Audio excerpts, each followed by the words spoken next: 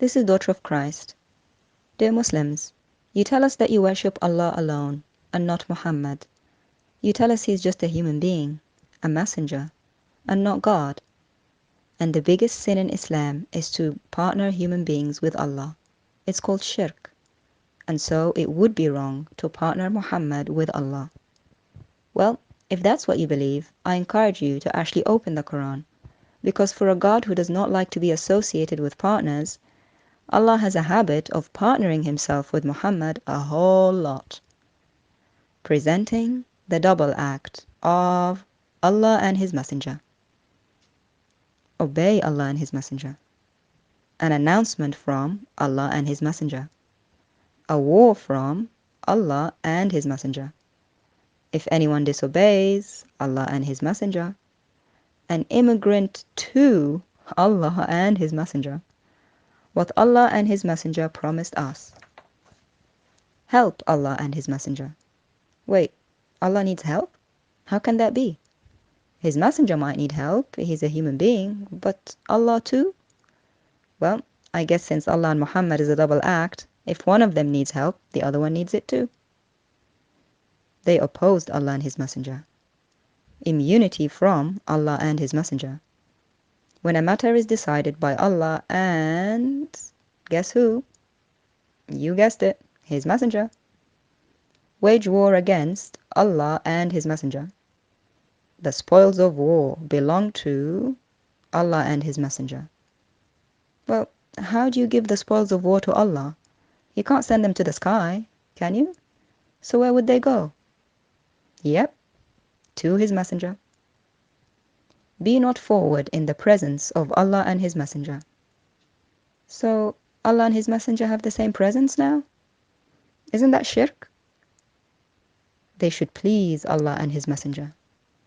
Allah and his messenger to judge between them. But I thought Allah is the judge.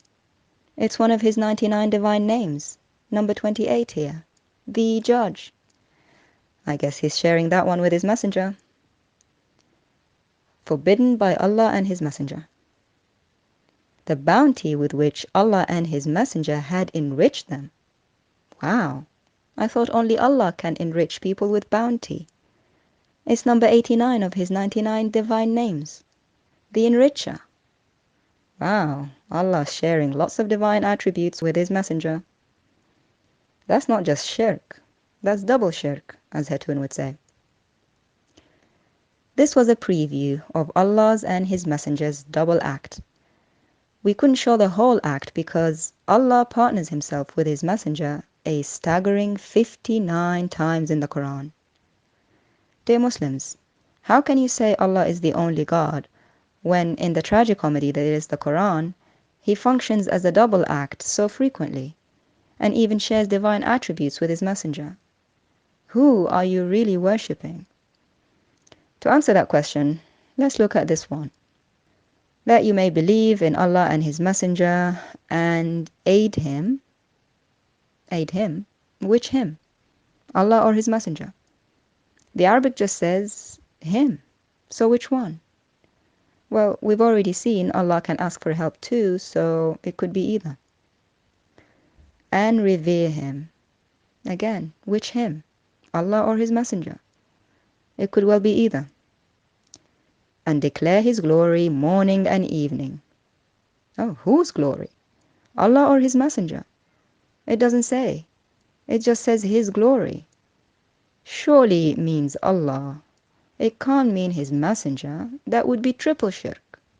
Let's see what the messenger says about this. The Prophet says, who recites blessings upon me 10 times in the morning and 10 times in the evening will obtain intercession. Wow, so it's Muhammad whose name should be on Muslims' minds and lips, morning and evening, 10 times. Oh dear, I had such high hopes for that verse. But all is not lost. Allah has one last thing left that's hopefully not also shared by his messenger. Surely it's him alone whom Muslims speak to in their prayer. Only God should be addressed in prayer, right? And to speak to a human being in prayer is shirk, right? Sadly, Muslims address Muhammad directly in every single prayer to Allah, as we can see here.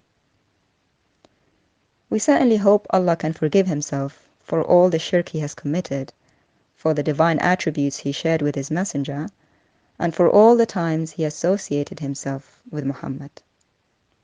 Except that he can't, because according to his own surah 4 verse 116, he does not forgive association with him, but can forgive anything else. That is the ultimate paradox in Allah's life. He makes association with him the one unforgivable sin, and then commits it. Muslims, when will you leave this madness?